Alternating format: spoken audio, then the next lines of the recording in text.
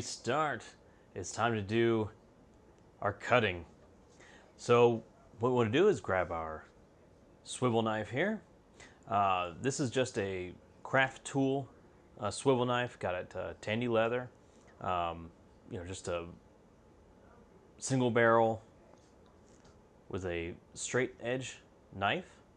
They do come with like angled blades, some ceramic, but this is just kind of a regular metal and straight edge.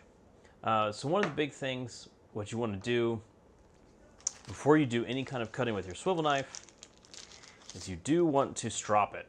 So you're going to get a bit of this jeweler's rouge here, and I've just got a scrap piece of leather, and I'm going to put some of this jeweler's rouge on it.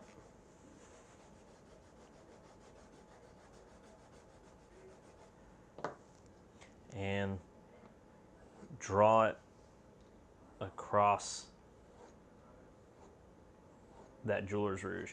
As you can see, every time I pick it up, I flip it, turn, flip it, and pull.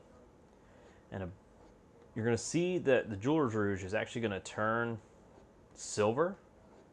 That's because there's actually flecks of metal coming off the blade.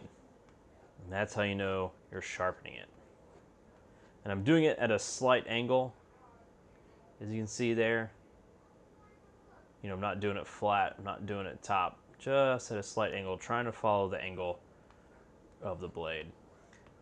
And you want a really good sharpened blade,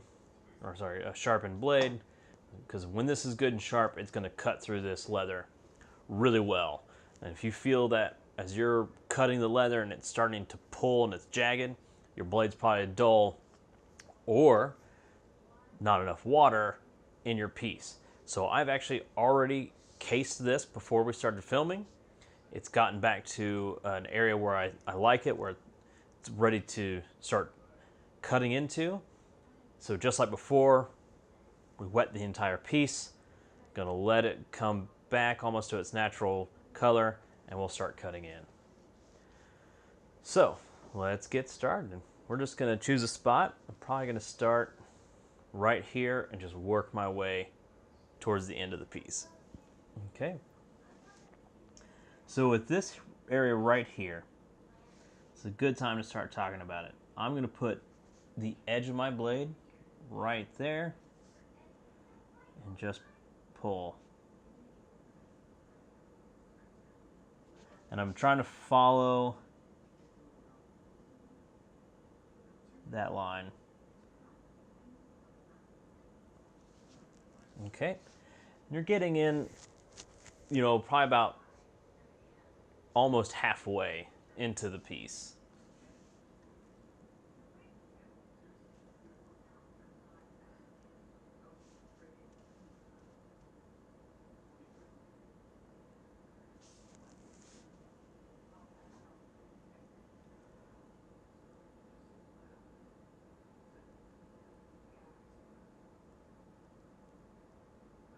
So you can see with this piece, I am not picking up my knife. I'm just using the swivel to do its work, right? Because I want a good, clean, single line if I can help it. We're just pushing it along, pulling. So at this point, I feel like my leather actually is a little too dry. I kind of wet it beforehand and then we started filming, but I think I might go ahead and re-wet it.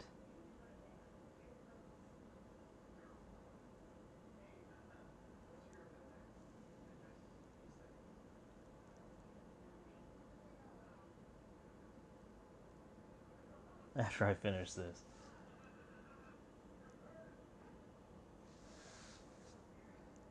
So I'll come back to this end.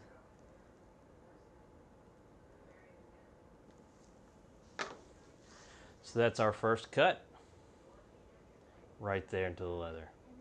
So let's go ahead. I'm going to re-wet this real quick and then we'll come back.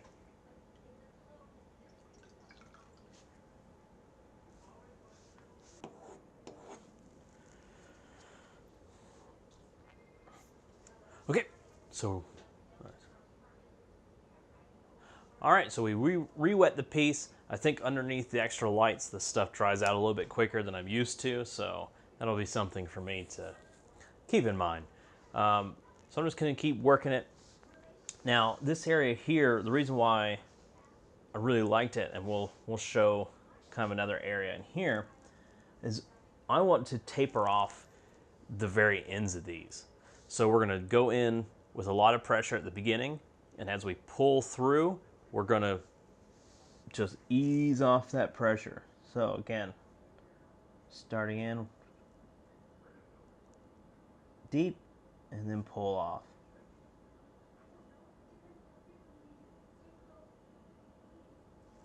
Okay. So you can see there, right there on that piece there, we started with a thick cut into a thin as we pull off. You're just going to lighten up that pressure. It's the same principle used in illustration called thick to thin lines. Just adds a bit of depth to your piece.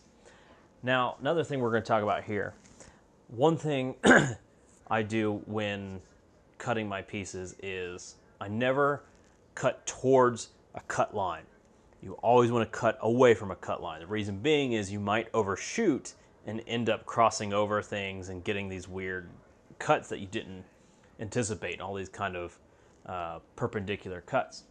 So I'm actually going to start here towards this already cut line, cut it, flip the piece,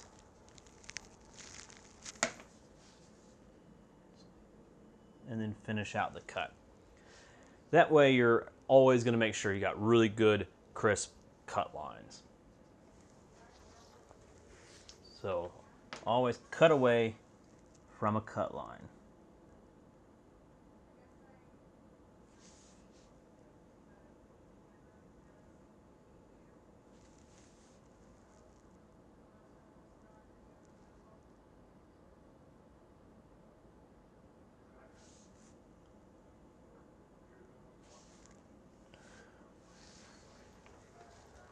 So that's it. You're just going to keep going through all of these. Where you can. Remember to taper.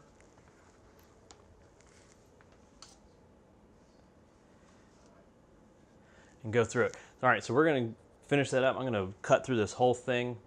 And we'll get to the beveling portion after that, okay?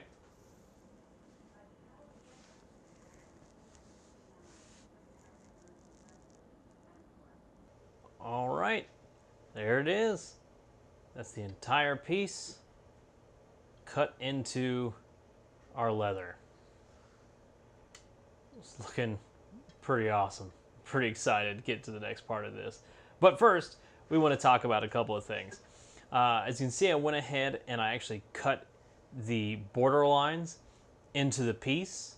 It was just a real quick thing to do. We already had our wing divider line, that has set us up for it, and we could just cut it in real quick. But I did want to say a couple of things about it. When you're doing this portion and you're doing these big straight lines, it may seem intimidating because a lot of people are like, well, I can't draw a straight line to save my life. Well, that's what's great about using that wing divider. It goes ahead and puts a groove into the leather that your swivel knife is going to want to naturally follow. So when you're doing this, you put your blade in. Again, we're not putting the whole blade in. We're just putting it at an angle. And you're going to start cutting, and you're going to start following that groove line, and the swivel knife is going to want to naturally follow that.